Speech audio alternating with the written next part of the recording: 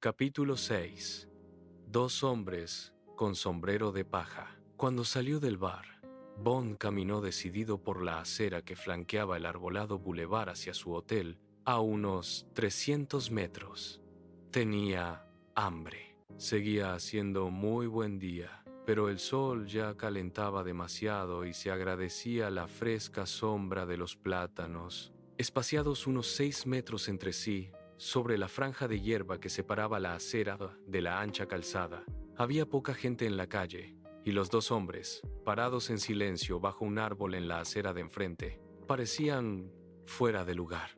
Bond se fijó en ellos cuando todavía estaba a unos 100 metros, la misma distancia que los separaba a ellos de la ornamental Porte Cochere 31 del Splendide. Había algo inquietante en su aspecto. Los dos eran bajos y ambos llevaban trajes oscuros similares que a Bond le parecieron demasiado calurosos para la estación. Recordaban a un número de variedades esperando un autobús que los llevara al teatro. Los dos llevaban sombreros de paja con gruesas cintas negras, quizá como concesión al ambiente de vacaciones del lugar. El ala del sombrero y la sombra del árbol bajo el que se hallaban ocultaban sus rostros. De modo incongruente, cada una de las dos siluetas pequeñas, rechonchas y oscuras, estaba iluminada con una pincelada de color vivo. Los dos llevaban sendas fundas de cámara de fotos colgadas al hombro, y una funda era de color rojo vivo y la otra de color azul vivo. Cuando Bond acabó de captar esos detalles, se encontraba ya a unos 50 metros de los hombres. Estaba pensando en el alcance de los distintos tipos de armas y en las posibilidades de ponerse a cubierto de ellas, cuando una extraordinaria y terrible escena tuvo lugar. Al parecer, el hombre rojo hizo un gesto con la cabeza al hombre azul. Con un rápido movimiento, el azul se descolgó la cámara del hombro. Entonces, y Bond no lo vio con exactitud, porque el tronco del plátano que tenía al lado intervino para obstaculizar su visión. El hombre azul se inclinó hacia adelante y manipuló la funda de la cámara. En ese instante, con un cegador fogonazo de luz blanca, se oyó el ensordecedor estallido de una enorme explosión.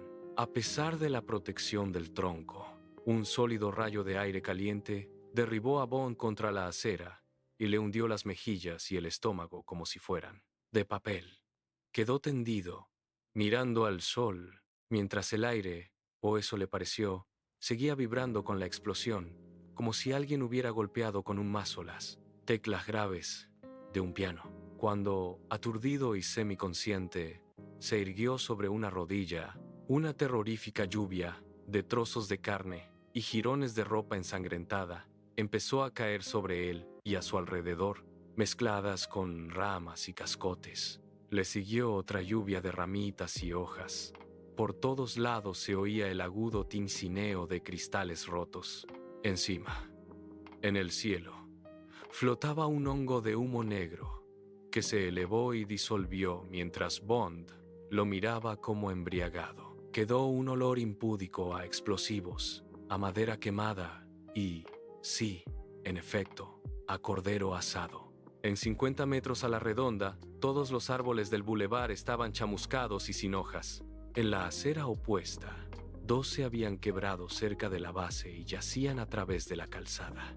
Entre ambos había un silencioso y humeante cráter. De los dos hombres con sombrero de paja no quedaba nada en absoluto, pero había restos rojos en el asfalto y las aceras y contra los troncos de los árboles, y jirones brillantes en lo alto de las ramas.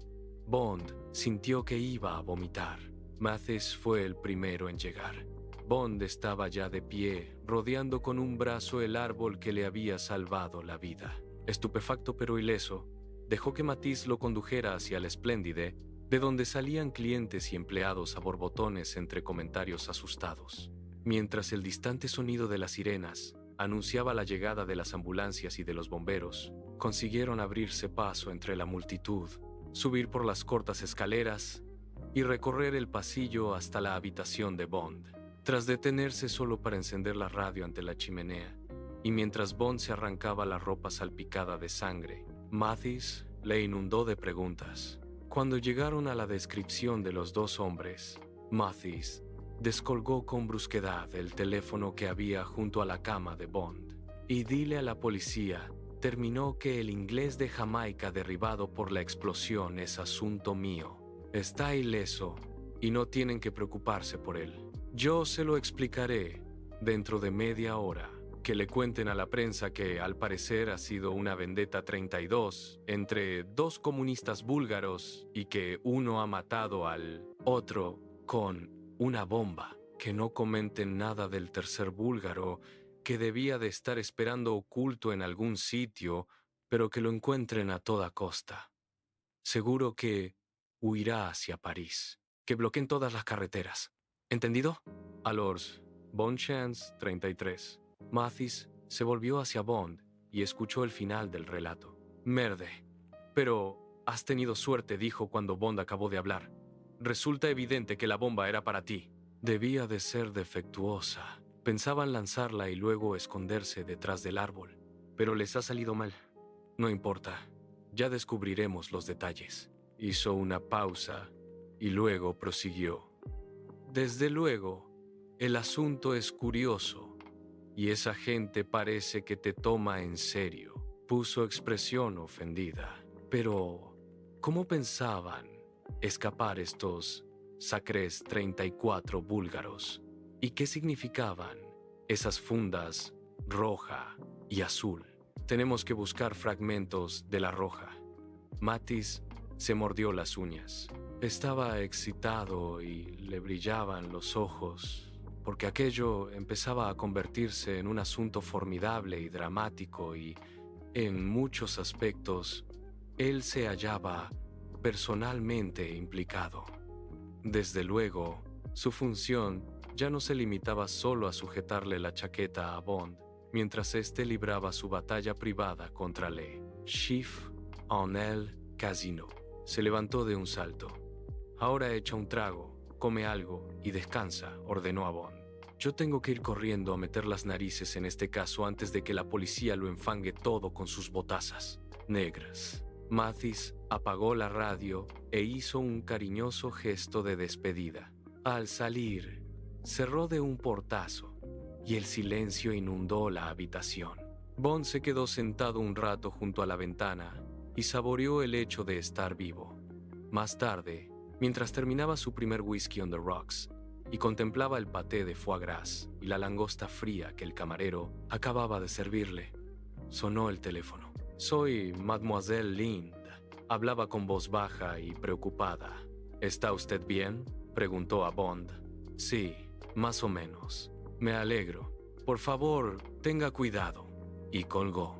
Bond se sacudió la extrañeza, cogió el cuchillo y eligió la tostada caliente más gruesa.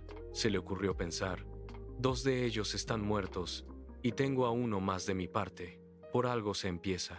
Sumergió el cuchillo en el vaso de cristal con agua muy caliente que había junto al pote de porcelana de Estrasburgo, con mantequilla, y pensó que tenía que darle propina doble al camarero por aquella comida tan especial.